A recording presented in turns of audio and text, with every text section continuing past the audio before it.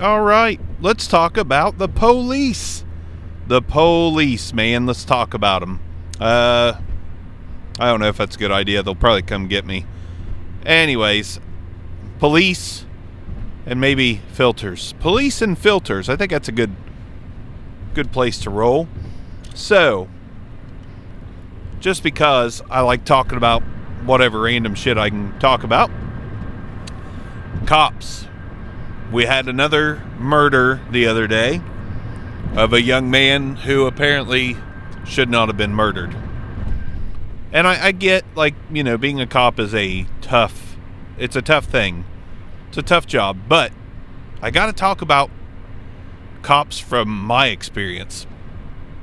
And it's again, going to be a lot of generalizations on this podcast. And cops, in my opinion, from where I live, and this is, of course, not going to be the case with everything. In my hometown, as long as I can remember, cops are typically used to be jocks. Cops are former football players. You got, like the bullies from high school, or the tough guys from high school. Again, don't get me wrong, this is just my experience. Most of the and like, not all football players are this way. I'm just like trying to get the point across that it was the biggest, baddest dude that made sure he was in everything physical. Basically, any toxic male from high school went on. Not all of them, but our cops in my hometown are made up of those toxic males from high school. I don't know if it's like, you lose that power, because after high school, you don't have any power until you work on who you're going to have power over. But in high school, you've got a mass gathering of people that you can have some kind of influence over. Think about high school, like the skinny guy getting slammed up against a locker, that kind of situation. The really overly high testosterone running motherfuckers, just they've got a whole pool of people to intimidate. And in my experience, in my town, a lot of those people go on to be cops, which is a bad recipe. It's a recipe for disaster. And that seems to be extrapolated to a plethora of places countrywide. I don't know about worldwide. I've met a lot of good cops too, but the ratio is pretty, I would say 50-50. I would say the ratio is 50-50. So if you take that ratio and you say that your average town has 10 to 15, cops,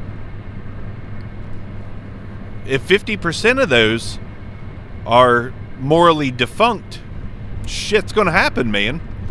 Like, yeah, you can't, I don't know how you could have some kind of toxicity test, like to find toxic humans that are wanting to be cops. I don't know how you weed that out. Maybe you just can't. But we give people that want power. A lot of people, they want to be cops because cops have power. There's a lot of people that want to be cops because they actually want to do good and help people. But if you really think about it, like, how often does a cop get a chance to help someone? Typically, I don't know if you consider arresting and chasing and, all that helping. And most situations are a danger situation. I mean, cops certainly can't go, or folks can't go out to be cops because they want to give tickets. That's not helping anybody. Most of the people that get tickets, they're always going to get tickets. So it's not like you just, saved a bunch of people's lives. That person that was speeding 85 and 35, they're going to do it again.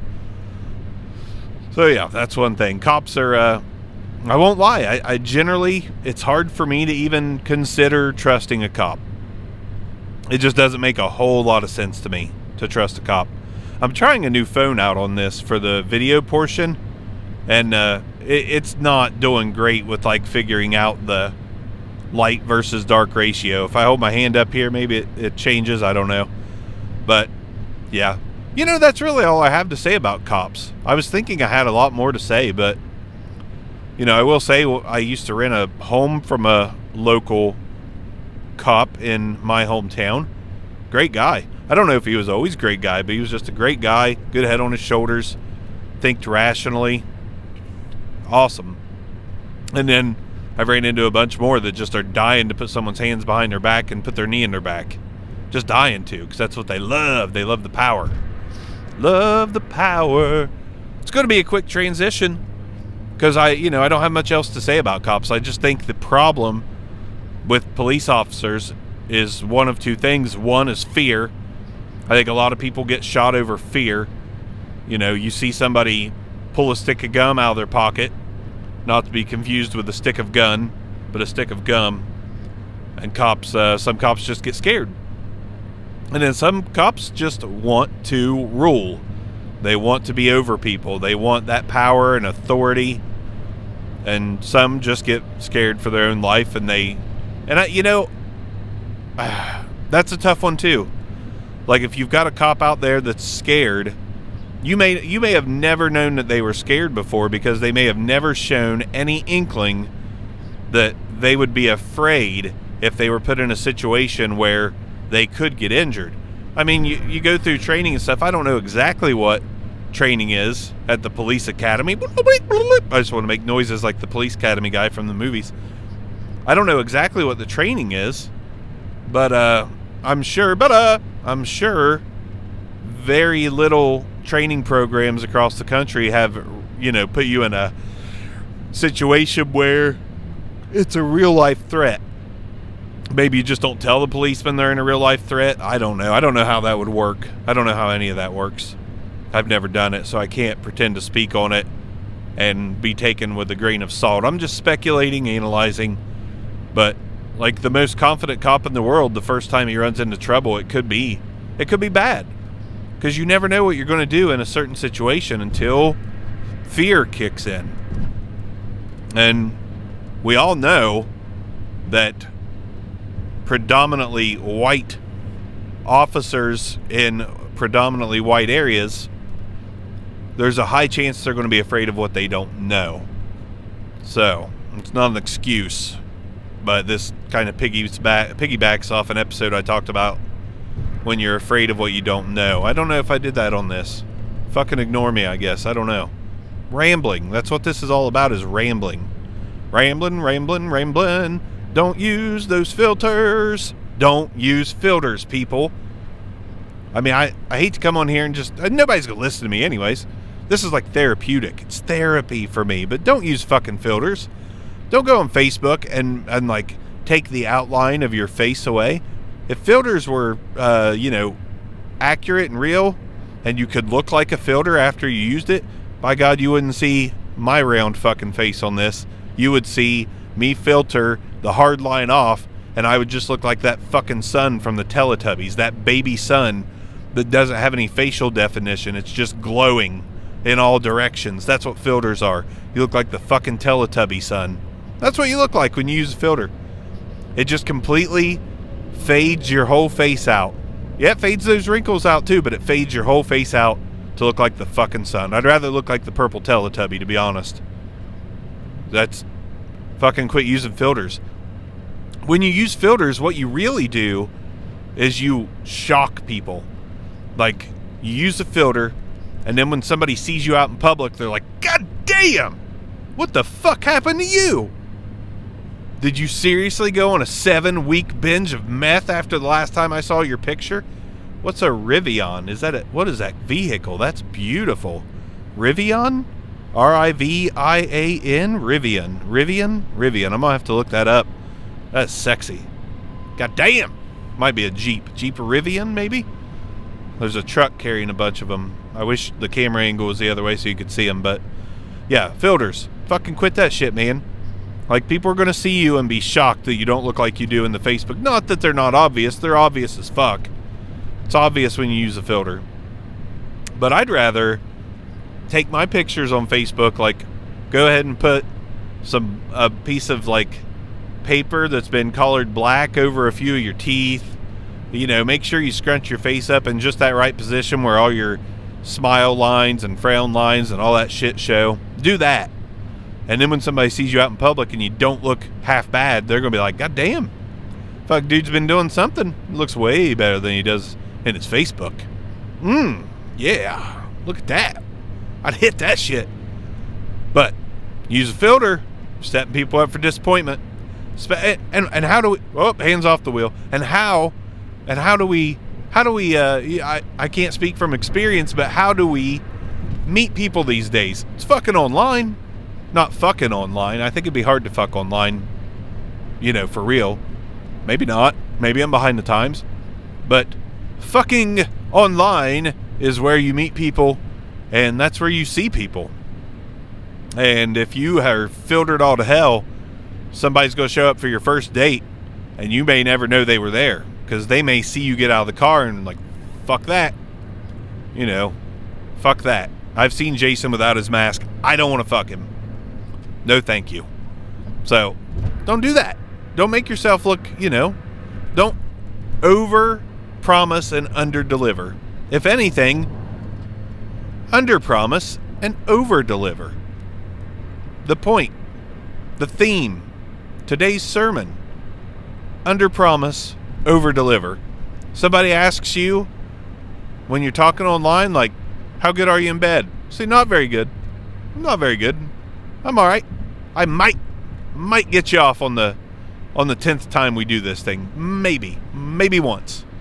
Just under promise. Be like, I'm willing to work on it. And then you use all your skills and blow them away. That's what you do. Just filter, all that stuff. Under promise, over deliver. When you go in for a job interview, no, don't do it at a job interview. That's the opposite. That's where you over promise and try to deliver. But interviews are definitely over promising. Went from filters to interviews. Here's an interview story. When I was a manager for a certain company, had this guy walk in, dressed really nice, looked really good, sit down for an interview, and I consider myself a fairly decent judge of character. I feel like I'm pretty good at recognizing social cues, and this guy had me fooled. This guy, best interview to this day, and this has been like 5 or 6 years ago. I've done many interviews since. This guy knocked my socks off. I was like, this is going to be great. This guy is going to help make my job easier. And you know what happened? This dude who interviewed so beautifully and brilliantly was the absolute worst fucking employee I have ever seen in my life. First day on the job, I noticed the dude has chewing tobacco in his bottom lip. And I'm like, dude, what are you doing? Like, we work in retail. You're going to have customers who are seeing you chewing tobacco. And he says, oh no, actually, his exact words were, oh no, dog, it's okay. I've got this. And he holds up a plastic bottle, which is his spittoon, but it's wrapped in duct tape so you can't see the chew spit. Fucking brilliant. No, it wasn't brilliant. Like, I don't know. I think it would be scarier to see somebody carrying around a bottle with duct tape. I'd be like, are they drinking fucking human blood and plasma and chunks of flesh? What is it? You might as well write Cannibal Corpse on the duct tape on the bottle. But why not? Make it as scary as possible. Draw some blood drips coming from it. But this dude seriously thought, because he wrapped his shit in duct tape, that it was cool. It was cool, man. Fucking cool. Then, a few days later, no, he did not get fired. I ran all this shit by my regional manager, who said, not yet. And I was like, okay, no big deal. Anyways, he sucked. Couldn't get a sale to save his life. Man, he could talk the talk. A few days later, this retail place sold game systems. I couldn't find this dude anywhere. I'm like, where the fuck is, new guy? Where's new guy? Can't find him. need his help. I found him. Like sunk down below a couch. You couldn't even see him. Only reason I found him is because I walked by and noticed that one side of NBA 2K said CPU and the other side said player. And the game was happening. The computer wasn't doing it. Wasn't in demo mode. Motherfucker was sitting in the floor in front of a couch, hiding and playing NBA 2K15 or whatever the fuck it was back then. What the fuck, man? Like, I really understand not wanting to work for other companies, but you gotta. And like I said before, you might as well make the most of your time. This guy was like, fuck that. I'm going to try to get as many paychecks as I can before getting fired. Because, he's got to know he's going to get fired. Like, I think that dude lasted like a week and a half. I think he lasted a week and a half. I don't think anybody's even come close to that record as far as like people I've had a hand in hiring for something. Dude just didn't give a fuck, man. I have never seen him since, and I am very glad. He really was a nice guy. He was super nice. He was very personable. He just didn't give a fuck, man. Like, he did not give a fuck. It was very entertaining. It was a good story. A story I'll have for a long time. I'm trying to think of if there was anyone else that was just that bad, that purely terrible to work with. I do know of another one. Yeah, filters. There we go. So filters fake you up. They make you fake as fuck. They make you beautiful. If you want to be the son from the Teletubbies, they make you beautiful. But you're not. You could be if you were real. Somebody's going to find you beautiful. There's beauty in everybody. Man, that's a topic too. I can't get on that quite yet. I'll try to remember that one. Anyways, it's all about how you're... No, I can't spoil it. I need content. I need ideas for these episodes here. But anyways, Fakeness. Someone else I worked with. And you gotta... This social media is just very crazy because you got those like whores out there. These guys and gals who just want all the likes. All of them. And they will do anything to get them. Likes don't pay. I mean, I guess they do once you become monetized for likes. But most normal people, you're not going to get paid for having 200 likes on your post. This person in particular pumps so much sunshine up everyone's ass on Facebook. Yes, I still use it, but not really. It's kind of like the shit show that I go watch, like just to see some ridiculousness. And I did have to hide this person eventually, but this person was just like, every day was like, I am so blessed because of this and that, and this person said I cracked on me when I had a child so young, but look at us now, and the pictures are all done up and filtered and shit. But this person in particular is the sweetest, nicest, most fucking wonderful person of all time on Facebook. Outside of Facebook, they are the devil's fucking left nut. The devil's left nut. Just fucking hanging around, fucking taunting you, bouncing on their feet, just back and forth swaying, looking at you funny.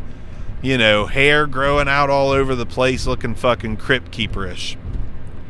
And that sucks because I know that real person, but I'm not about to spread the word that they're an evil piece of ball sack. I'm not going to do that.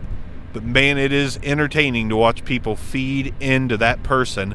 Like, oh, we love you so much. Oh, thoughts and prayers. Oh, you're the most wonderful. Oh, I've loved you so much ever since we met. You're the best. They're not the best. Don't believe in social media people being the best. It's just not a thing, man. If they're being one way too much on social media, whether it's, too mean acting, because I've seen some people that are grouchy dick on Facebook, get off my lawn, and in person they're fucking pleasant as hell. And I've seen the opposite. This person who's fucking angel on Facebook and Satan's left testicle off of Facebook. Like, fuck, man. It's, what was it, Second Life? The Sims, Second Life, that kind of thing, where you can kind of have your other chance. I feel like some people just don't have the ability to be decent in public, but it's super easy to fucking fake it through a bunch of typed out words. Super easy. So, not to be a hypocrite, I'm pretty sure I fell into a lot of the traps of social media 2009 and onward, because that's when I remember it being like the thing, 2009 and onward. MySpace was the shit. Fuck all these other ones. But I did the whole passive aggressive thing sometimes on Facebook. Like, oh, I'm super fucking pissed, I'm going to go post this. Why the fuck did I do that? Now, granted, I haven't done that for a long time. Because as you get older, you're like, this is stupid. This is dumb.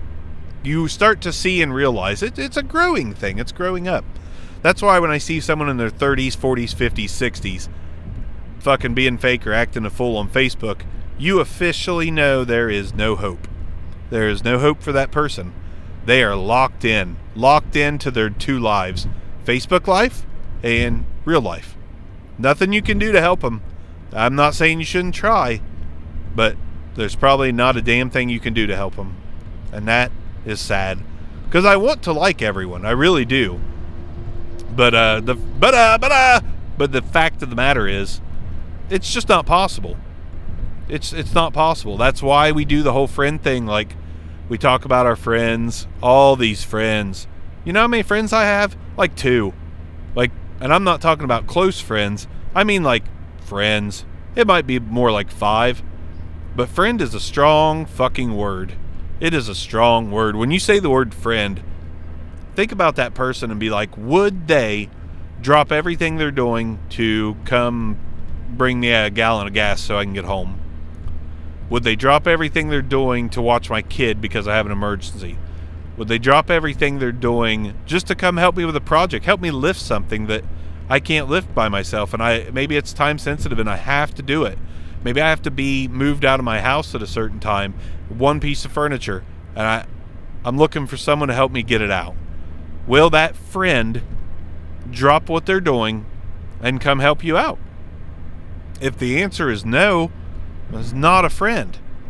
And if that person comes to you and expects you to drop what you're doing for something and you don't and they get mad, not a friend. You know, friends genuinely will do things for each other because they care about each other. Anything less than that is an acquaintance. It is an acquaintance. I have a lot of acquaintances. Hundreds of acquaintances. And it's nice to have to like exchange pleasantries with those acquaintances. But I wouldn't fucking count on an acquaintance to save my life. I've done that before.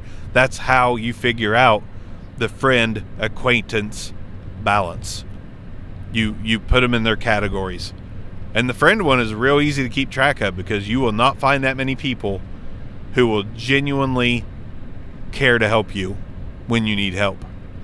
Who would sacrifice something of their own, whether it be time, money, resources, to give you money, time, or resources. And true friends also pay each other back. I've had a few people in my past that did not pay me back when I loaned them money.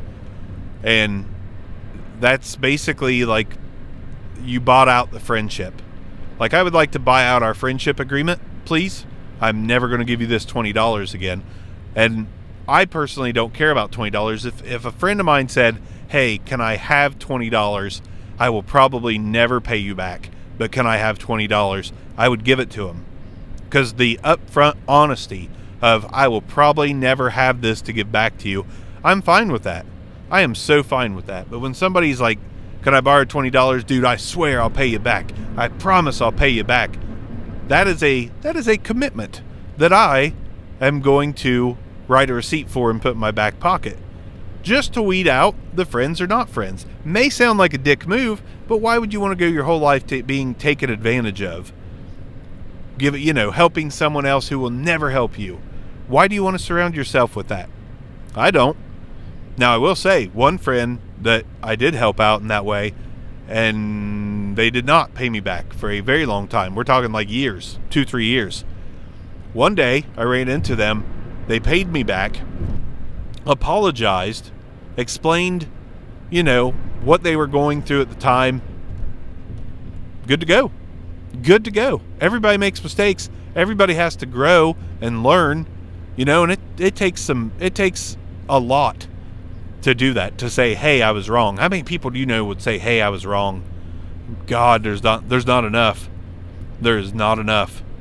So for somebody to do that, I love that person more now than I ever did, because I'm proud of how far they've come. So don't give up on people completely, but don't ever help anyone out again that's just going to take advantage of you. I mean, it's common sense. Common sense hour with Bark. Common sense half hour with Bark in the car, driving around with the mic hanging down. People probably drive by me and think, what the fuck is this guy doing? What is he? Does he have a penis complex where he has to have something long protruding towards his mouth everywhere he goes? The answer, kinda. I really like microphones. I really don't like penises, but I like microphones. And they are kind of phallic. But it's the recording part. It's not the physical aspect of it hanging to my bottom lip. It's the fact that I can share my thoughts. And I'm never going to be famous. I'm never going to be like world renowned for anything, but I'll leave my mark somehow. I'll leave some kind of mark. I want to leave something. I don't expect anybody to ever hear it, but yeah, I'm looking both ways in a dramatic fashion. This is like the most dangerous, what am I trying to say? Most dangerous, crossing point. You know what I'm saying. The words escape me. But yeah, that's this most dangerous part. But anyways, friends, if they're real friends, great. If they're not, fuck them. Like, it's easy to be acquaintances. There's one guy, you would think we're best friends when I see him out in public, because our kids are friends. But once we're done in public, I want that motherfucker to stay away from me. Where I live, there's a lot of racist, misogynistic, toxic masculinity bullshit going on. And in public, I'm not going to try to embarrass anybody or be a dick or be one way or the other.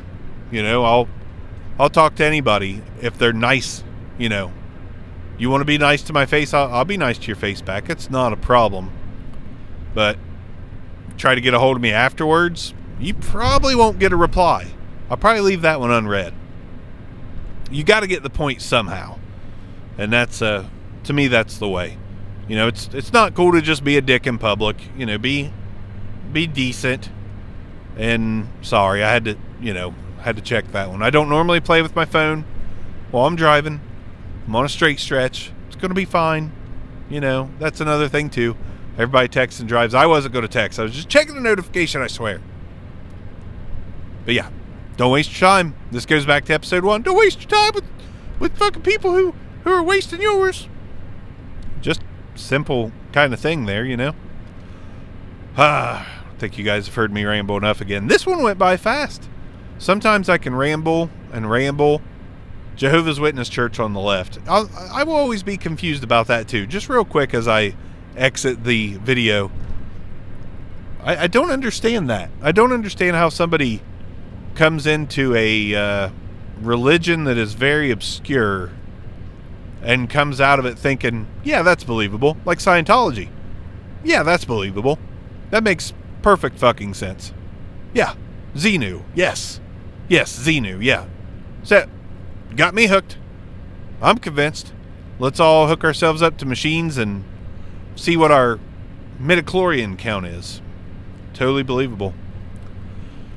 The world's a crazy place, man. And if we don't vent about it and get shit off our chest, and I'll tell you one thing about podcasting and about doing shit like this is, if you need someone to talk to and you don't have one of those friends I mentioned that are real life friends, do a podcast.